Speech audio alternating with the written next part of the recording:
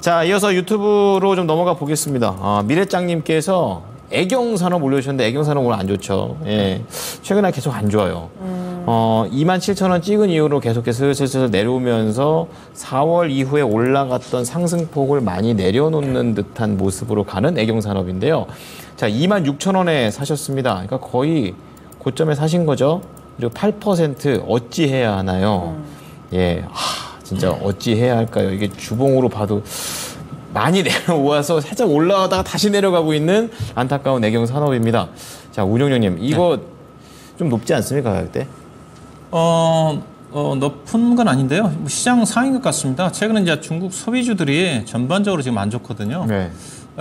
아무래도 명절 연휴 기간 동안에 중국도 대규모 국경절 연휴까지 겹치면서 오랫동안 쉬었고, 그래서 중국 연휴 기간 동안에 국내 중국 관광객도 많이 늘어나면서 소비 시장에 대한 기대치가 좀 있었지 않습니까? 네. 근데 명절 전에 좀 움직이기를 기대했던 건데 안 움직이고 오히려 명절 이후에 명절 연휴 기간 동안에 중국 관광객과 관련해 가지고 좋은 소식들이 좀 나왔었으면 괜찮을 것 같은데 별다른 소식도 안 나온 것 같아요. 많이들 좀 오고 막 쓸어 가고 막 이래야 되는데 그러니까 뭐 중국 관광객들이 명절 연휴 기간에 국내 뭐 북적북적 거렸다 뭐 명동이라든가 제주도에 그런 기사가 나와야 되는 건데 안 나오잖아요. 그렇죠. 예, 그래서 중국 소비 관련 종목들이 뭐 카지노 종목들은 마찬가지로 지금 급락이 좀 나오면서 그런 영향을 받았다고 봐야 될 것 같은데 또 애경산업 같은 경우가 이제 그 주요 매출 구성 자체가 예산은 화장품 쪽에 매출 비중이 약 36% 되고요. 그 다음에 이제 치약, 칫솔, 그 다음에 뭐 이쪽에 관련 생활용품 쪽에 매출 비중이 나머지가 한 60% 정도 차지합니다. 일반적으로 화장품으로 알려져 있는데 예사의 사업 구조 자체는 LG 생활건강하고 똑같아요. LG 생활건강도 반이 화장품이고 반이 일부 생활용품 쪽이거든요. 저도 애경산업도 치약 쓰거든요. 그렇게 본다면 시장 자체는 상당히 안정적이에요. 그다음에 이제 애경산업이 차트를 보시다시피 그 1분기 때 주가가 이제 급등을 했거든요. 1분기 때 18,000원대짜리 주식이 상승을 하면서 올랐던 이 자체가 예사가 1분기 때 실적이 서프라이즈가 나왔습니다. 2분기 때도 서프라이즈가 나왔고요.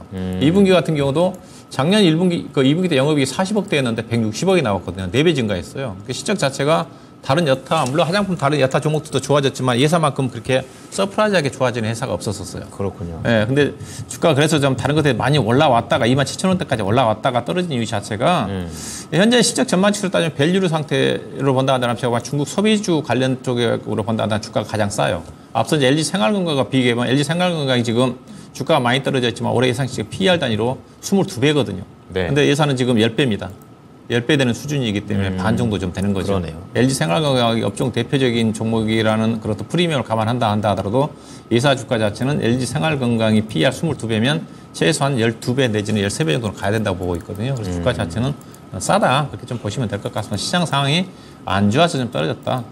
이 종목은 뭐 제가 보기에는 만약에 산다 한다면 가장 중국 관련 또 소비 화장품 관련 쪽으로 산다 한다면 애경산업을 가장 그래도 탑픽으로 보고 살만할 정도 밸류 자체가 싼 주식입니다. 그래서 시장 상황이 안 좋아서 떨어졌다고 보시면 될 것 같고요.